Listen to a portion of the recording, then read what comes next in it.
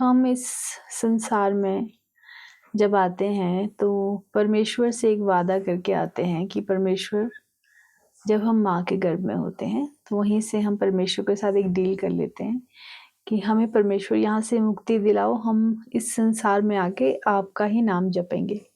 मगर जैसे ही हम इस दुनिया में आते हैं हम परमेश्वर को भूल जाते हैं। फिर इसी दुनिया के डिज़ायर्स में कि और चीज़ों में फंस जाते हैं और वो वादा जो हमने किया होता है परमेश्वर से वो हम भूल जाते हैं। मगर उस वादे को याद रखने के लिए, जहाँ तक मैं समझती हूँ, हमेशा हमें हमें हमें कभी ना कभी क्रीमेशन ग्राउंड में ज़रूर जाना चाहिए। जब हम किसी को क्रीमेट होते देखते हैं तो कहीं ना कहीं हमारी आत्मा जागती है कि हम तो ये सोच के बैठे होते हैं कि हम तो अमर हैं, हमें तो कुछ भी नहीं होगा।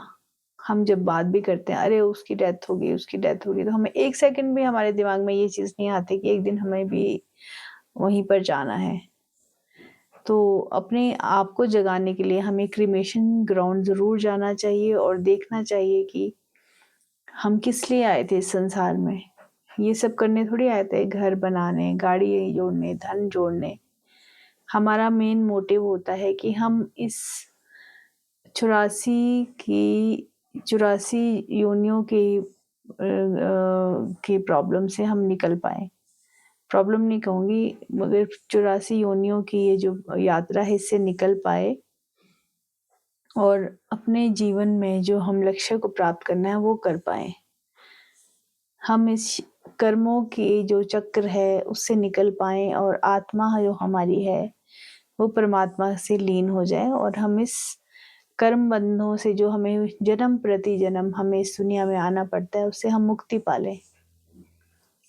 तो हमेशा अगर आपको कभी स्पिरिचुअल होना हो और सोचना हो कि हमें अपने जीवन में हम क्यों आए हैं, क्या हमारा रियल मोटिव क्या है, तो एक बार ज़रूर क्रीमेशन ग्राउंड जाइए। वो तो हमारे इसमें होता ही है, हम लोग जाते हैं।